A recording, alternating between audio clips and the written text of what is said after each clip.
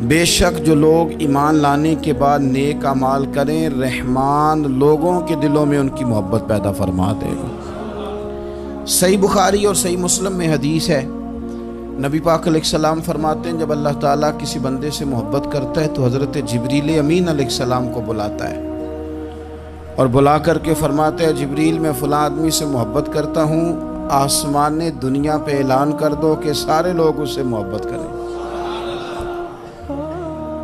اور پھر فرماتے ہیں کہ اے جبریل امین علیہ السلام آپ دنیا میں لوگوں کے دلوں میں یہ بات ڈال دیں کہ اللہ فلاں آدمی اس سے پیار کرتا ہے لہذا سارے اس سے محبت کریں۔ صالحین کا پیار دین کا بہت بڑا حسن ہے۔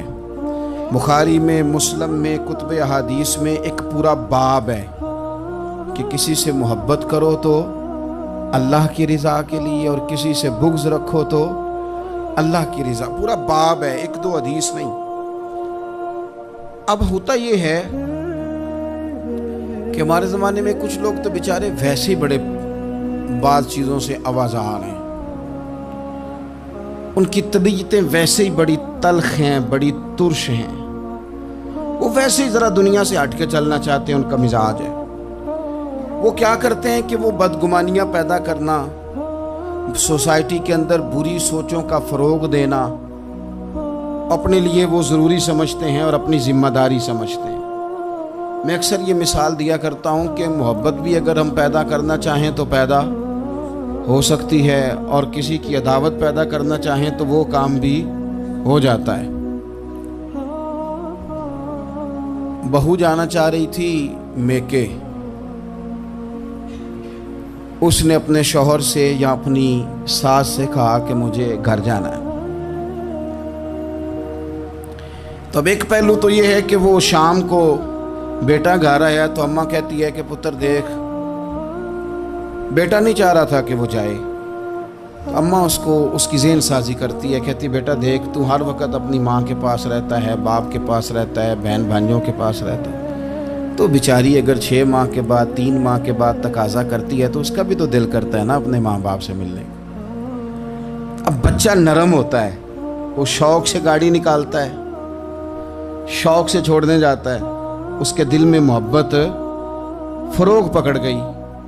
ایک پہلو یہ ہے کہ اس نے مطالبہ کیا بہو نے کہ مجھے جانا ہے میکے، تو ساس صاحبہ نے شام کو اپنے بیٹے سے کہا کہ کوئی طریقہ تو نہیں نا روز جانے کا، اور جب یہ وہاں سے ہو کے آتی ہے تو اس کا لہجہ ٹھیک نہیں رہتا، پھر یہ اس کو غلط مشورے ملتے ہیں، تو پہلے تو وہ صاحب ویسے ہی لڑائی شروع کر دیں گے کہ جانا ہی نہیں، اور جب بات بڑھے گی تو وہ جائیں گے تو ساتھ یہ کہیں گے کہ جاؤں گا ضرور پر دروازے پہ چھوڑ کے آ جاؤں گا، میں نے اندر کیوں کہ یہ بھی کسی نے پیچھے سے اس کو بھرا ہے۔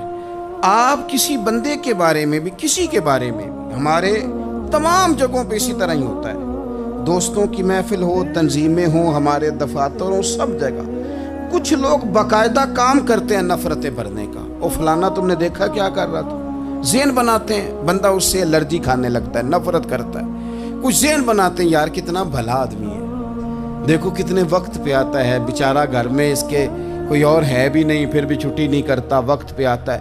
تو یہ ذہن سازی نفرتوں کی بھی لوگ کرتے ہیں، محبتوں کی بھی۔ ایک مثال اور دے دوں چھوٹی سی، ایک مکھی وہ ہے کہ آپ کا پورا وجود موجود ہے پر وہ وہاں بیٹھے گی جہاں پیپ ہے جسم میں، باقی کسی جگہ نہیں بیٹھے، اس کا مزاج ہے غلاظت والی جگہ پہ بیٹھ، مزاج ہے، اس نے ڈھونڈ کے ہی کسی غلط بات پہ ساتھ ہی غلط طبیعت ہے اس کی، مانتے نہیں بہت سے لوگ پر غیبت کے قائل ہوتے ہیں، ذہن میں فطور ہوتا ہے، بیٹھنا ہی غلط جگہ پہ، حالانکہ باقی سارا جسم موجود ہے، پیپ والی جگہ پہ، ریشے والی جگہ پہ، زخم والی جگہ پہ بیٹھنا ہے، اور وہاں سے اٹھ کے جب کہیں اور بیٹھنا ہے تو وہاں بیماری پھیلانی۔ ایک مکھی وہ بھی ہے جو ڈھونڈتی ہے سارا زمانہ پر بیٹھتی پھول پہ ہے، اور جب وہ پھول پر بیٹھ کر اپنے گھونسلے میں جا کے بیٹھتی ہے تو پتہ ہے وہاں کیا پیدا ہوتا ہے؟ شہد پیدا ہوتا ہے، اور شہد وہ ہے جو شفا دیتا ہے۔ آج کچھ لوگوں نے پراپوگیٹ کر دی چیزیں، ولی کیا ہوتے ہیں، درویش کیا ہوتے ہیں، صوفی کیا ہوتے ہیں، قرآن پاک پڑھو، نماز پڑھو، عبادت کرو، ختم ہو گئی بات۔ او خدا کے بندو سمجھو یہ ولی تھے جن کو صحابہ کہا جاتا ہے، ولی ہی تھے جن کو اہل بیت کہا جاتا ہے۔ قرآن پاک کے دفاع کے لیے، احادیث کی حرمت کے لیے، دین کی تبلیغ کے لیے جو میدانوں میں نکلا کرتے تھے انہیں ولی کہا جاتا تھا۔ ولی کا معنی اللہ کا دوست، ان سے پیار کرنا، ان کے لیے اپنے دل میں جذبات رکھنا۔ بخاری مسلم میں حدیث ہے، نبی پاک علیہ السلام نے فرمایا جو دو لوگ رب کی رضا کے لیے آپس میں پیار کریں، جو اللہ کی رضا کے لیے آپس میں پیار کریں، اللہ ان دونوں سے محبت فرماتا ہے۔ آپ غور کریں، اللہ کے نیک بندوں کا پیار۔ داتا گنج بخش علی حجویری رحمت اللہ علیہ نے کشف المعجوب شریف میں لکھا ہے، خواجہ حسن بصری کا قول۔ خواجہ حسن بصری تابعی ہیں، حضرت مولا علی شیر خدا کرم اللہ تعالی وجہہ الکریم کے شاگرد ہیں، فیض یاب ہونے والے ہیں صحابہ سے، بڑی باریک بات کرتے ہیں۔ فرماتے ہیں برے لوگوں کی صحبت میں نہ بیٹھنا، برے لوگوں کی باتیں نہ سننا۔ اگر تم برے لوگوں کی صحبت میں بیٹھو گے، برے لوگوں کی باتیں سنو گے تو وہ تمہیں اچھے لوگوں سے بدگمان کر دیں گے۔ تمہاری فکر میں، تمہارے ذہن میں وہ اچھے لوگوں کے خلاف چیزیں بھر دیں گے۔ برے لوگوں کی صحبت اچھے لوگوں سے بندے کو دور کر دیتی ہے۔ تو بھائی اچھے لوگوں کی صحبت میں آئیں گے آپ تو اچھے لوگوں کے بارے میں آپ کی ذہن سازی ہوگی۔ اللہ کے نیک بندوں سے پیار کریں، ان کے ساتھ محبت کریں، ان کے لیے اپنے دل کے اندر اچھے جذبات۔ یہ ہمارے پاس ہیں داتا علی حجویری، ان کے مزار شریف پہ حاضری دیں۔ دیکھیں، غلط کام جہاں ہوتا ہو غلط کام کو روکا جاتا ہے، اصل چیز کو بدل نہیں دیا جاتا۔ داتا صاحب محسن ہیں اس امت کے، اور ڈاکٹر اقبال نے کہا سید حجویر مخدوم امم۔ داتا صاحب تو وہ ہیں کہ امت ساری کے مخدوم ہیں، ساری امت کو ان کی خدمت کرنی چاہیے۔ داتا صاحب رحمت اللہ تعالیٰ علیہ کی کشف المعجوب آپ پڑھیں تو سطر سطر روشنی، جگہ جگہ آپ کے لیے خیر، تعلیمات۔ داتا صاحب نے دین کا کام کیا، ڈیوٹی کی۔ اس شریف پہ تو میں بھی نہیں جا پاتا، رش بڑا ہوتا ہے، خرافات بھی بعض جگہ پہ بڑی ہوتی ہیں، بعض ایسے کام ہوتے ہیں جو قطعاً نہیں ہونے چاہیے اور ان کی ہر فورم پہ مذمت ہونی چاہیے، پر ہمیں داتا صاحب کی حاضری تو نہیں نہ چھوڑنی چاہیے۔ ہمیں تو کوشش چلے عرس سے پہلے یا عرس کے بعد، میری اپیل ہے ضرور جائیے گا، اور جا کے نا تو ضروری نہیں کہ آپ کوئی خاص دل کے اندر بات ہی لے کے جائیں۔ آپ داتا صاحب جا کر صرف اتنا کہیں کہ حضور آپ نے جو دین کی خدمت کی ہے، ہم تو اس خدمت پر آپ کو سلامی دینے آئے ہیں، ہم تو صرف سلام کرنے ہیں کہ آپ نے کمال نوکری کی دین۔ اپنے بزرگوں کے ساتھ اپنی عقیدت، اپنی ارادت، اپنی محبت، اپنا پیار مضبوط کریں، ان کے لیے اپنے دلوں کے اندر خیر کے جذبات ہمیشہ رکھیں۔ صحابہ کرام کے لیے، اہل بیت اطہار کے لیے، امام بخاری کے لیے، امام مسلم کے لیے، صوفیاء کے لیے، حضرت غوث پاک جیلانی کے لیے، خواجہ معین الدین اجمیری کے لیے، حضرت بہاؤالحق نقش بند بخاری کے لیے، حضرت سیدنا داتا علی حجویری کے لیے، حضرت پیر سید مہر علی شاہ کے لیے، امام احمد رضا بریلوی کے لیے، علیہم الرحمہ۔ اچھے جذبات ہوں، اچھا ذہن ہو، اچھا گمان ہو، آپ کی طبیعت چاہے کہ آپ ان لوگوں کی تعلیمات پڑھیں، جو طرز حیات انہوں نے اختیار کیا اس طرز حیات پر ہم بھی عمل کریں، ہم بھی اپنی زندگی اسی طرح سنت اور شریعت کے مطابق گزاریں جو ان لوگوں کا نہج اور ان لوگوں کا طریقہ تھا۔ الترغیب و ترہیب میں نا ایک روایت موجود ہے، ایک تابعی بزرگ ہیں حضرت ابو ادریس خولانی رضی اللہ تعالیٰ، وہ کہتے ہیں میں دمشق کی جامع مسجد میں داخل ہوا تو میں نے دیکھا کہ ایک نوجوان، بالکل کالی داڑھی لیکن بڑے خوبصورت چمکتے ہوئے دانت ان کے، لوگ ارد گرد کافی سارے بیٹھے تھے، مختلف مسائل پہ بات کر رہے تھے۔ جب لوگ الجھ جاتے نا اور کسی مسئلے میں ان سے کام آگے نہ بڑھ پاتا تو وہ پھر اس نوجوان کی طرف رجوع کرتے اور وہ جوان دو چار باتوں میں فوراً مسئلہ حل کر دیتے۔ کہتے میں نے ایک شخص سے پوچھا یہ کون ہے اتنی نورانی شخصیت؟ تو کہتے ہیں مجھ سے کہنے لگے آپ نہیں جانتے، یہ تو صحابی رسول حضرت معاذ ابن جبل رضی اللہ تعالیٰ، یہ تو نبی پاک صلی اللہ علیہ وسلم کے صحابی حضرت معاذ بن جبل ہیں۔ کہتے ہیں میری طبیعت نہ لگ گئی ان کے ساتھ، میرا ان کے ساتھ دل کا لگاؤ ہو گیا، محبت ہو گئی، شوق ہو گیا۔ ہم نے چونکہ اولیاء کو، صوفیاء کو، صحابہ کو، اہل بیت کو اس طرح لوگوں کے سامنے پیش نہیں کیا، اس لیے ہمارے بچوں نے آئیڈیل بنایا ہے نئے دور کے فیشن کو۔ ہماری آنے والی قوم کسی امیر ترین شخص کو آئیڈیل بناتی ہے، پھر وہ سارے غلط ملت رستے اختیار کر کے وہاں تک جانا چاہتی ہے، وہاں جو آدمی کھڑا ہے وہ کسی بھی صورت میں اپنے آپ کو فیمس کر کے دنیا کے سامنے لانا چاہتی ہے، چاہے انہیں کسی طرح کا بھی کوئی روپ دھارنا پڑے۔ یاد رکھ لیں اور سمجھ لیں اس بات کو، اگر ہم ان لوگوں کی سیرت کو، سوانے کو اپنے گھروں تک لے آئیں تو آپ یقین کریں کہ ہماری نسل کے بچنے کا بہت بڑا یہ ذریعہ بن جائے۔ اب جوان ہے یہ بھی، لیکن امت کے مسائل حل کر رہے ہیں۔ حضرت ابو ادریس کولانی کہتے ہیں مجھے ان کی یہ طبیعت دیکھی تو پیار ہو گیا ان سے۔ اس دن تو رش بڑا تھا، میں نے سوچا کہ کل جلدی آؤں گا اور ان سے ملاقات کروں گا۔ کہتے ہیں میں اپنی طرف سے سب سے پہلے مسجد میں پہنچا، لیکن حضرت معاذ بن جبل تو مجھ سے پہلے مسجد میں موجود تھے اور وہ نفل پڑھ رہے تھے۔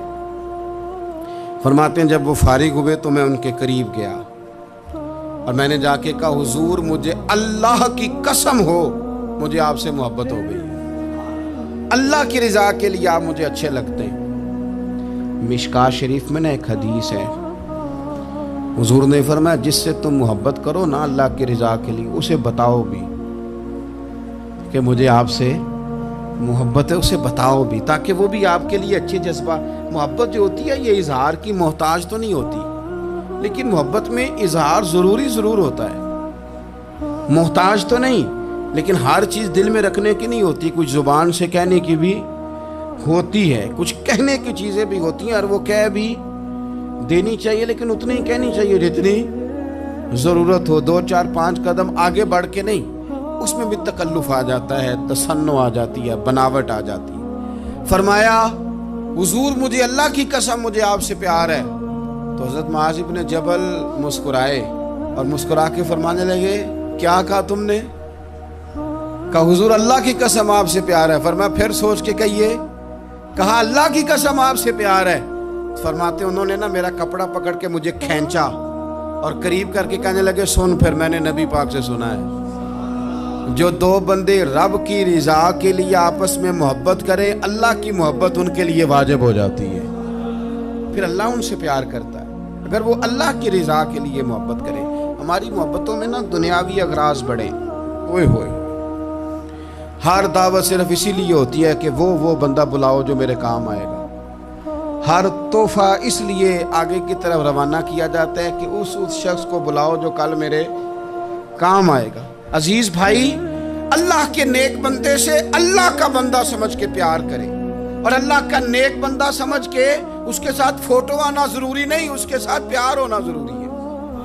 اور اگر محبت اخلاص والی ہو، پیار والی ہو، عقیدت والی ہو، تو حضرت ابو ذر غفاری نے تو کہا تھا یا رسول اللہ اگر بندہ کسی نیک بندے سے پیار کرے نہ اس سے مل سکے نہ اس طرح کے کام کر سکے پھر بھی کوئی نتیجہ نکلے گا، تو حضور نے فرمایا پیار خالص کرے اللہ قیامت کے دن دونوں کو جمع فرما دے گا۔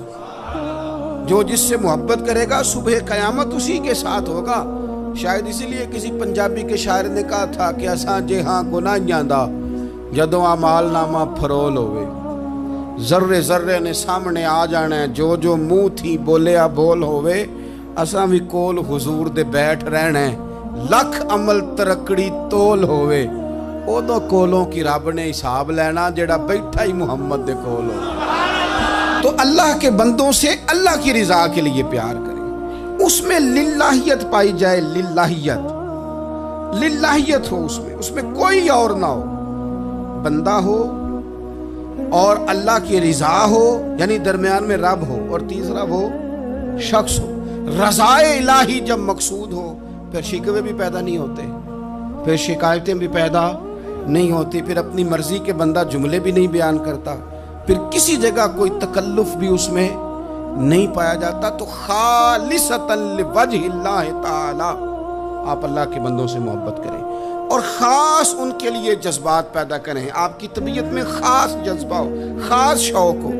کسی प्रापोगेट करने वाले के किसी प्रापोगंडे का शिकार ना हो, आपकी तबीयत हो, तभी मिलान हो, ज़ौक़ हो। हज़रत हरम बिन हयान ताबी हैं, फरमाते हैं जब मैंने ये हदीस सुनी ना कि नबी पाक अलैहिस्सलाम ने फरमाया है कि हज़रत अवैस करनी उनकी दुआ की बरकत से अल्लाह मेरी उम्मत के लोगों की बख्शिश करेगा, और जब मैंने ये सुना कि हज़रत मौला अली जैसे लोग, हज़रत उमर फारूक जैसे लोगों को जुब्बा दे के भेजा गया है और हुजूर ने भेज के कहा है कि अवैस से कहना मेरी उम्मत के लिए दुआ करे, तो फरमाते मेरे सीने में लौ लग गई कि मैं हज़रत अवैस करनी से मिलूं। मेरी तबीयत लग गई, मेरा शौक़ आ गया कि मैं ख्वाजा अवैस करनी रज़ी अल्लाह तआला अन्हु से मिलूं। मैं निकल पड़ा, अल्लाह के बंदे के लिए निकला।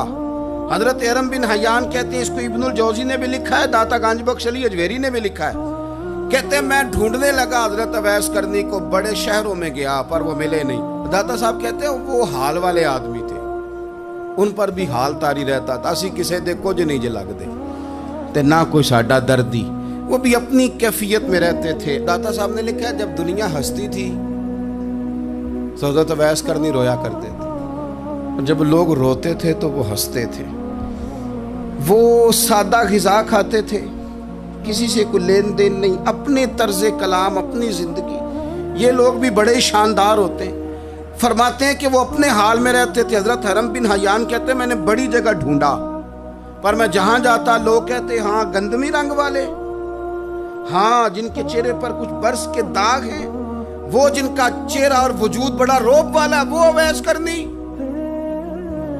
कहते हैं मैं ढूंढता ढूंढता जिस शहर में जाता लोग कहते वो आए थे पर चले गए।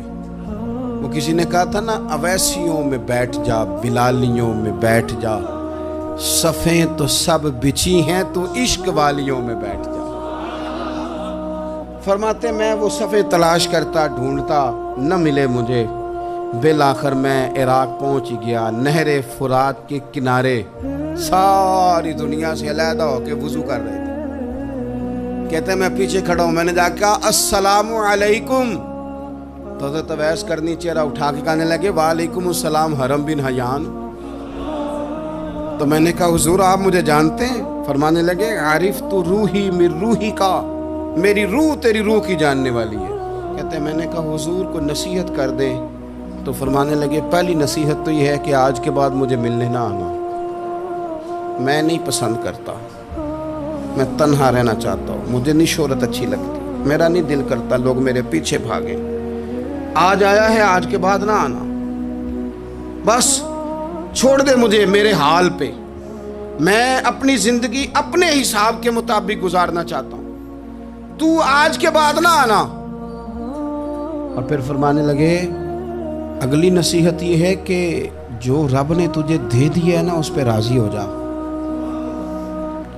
अगर उस पर राजी नहीं होगा तो तू तकलीफ में रहेगा। फरमाते मैंने फिर कहा मेरे लिए दुआ कर दे, तो उन्होंने हाथ उठाए, कहने लगे या अल्लाह मेरी और इसकी जन्नत में मुलाकात करा देना।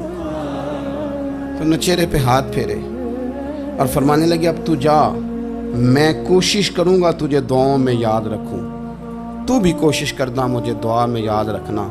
फरमाते हैं ये कहते कहते ना वो रास्ता बदल गए और गली का कोना वो जब मुड़े तो फिर मैं ढूंढता रहा, दोबारा ज़िंदगी भर मिले नहीं, लेकिन मेरा प्यार सच्चा था।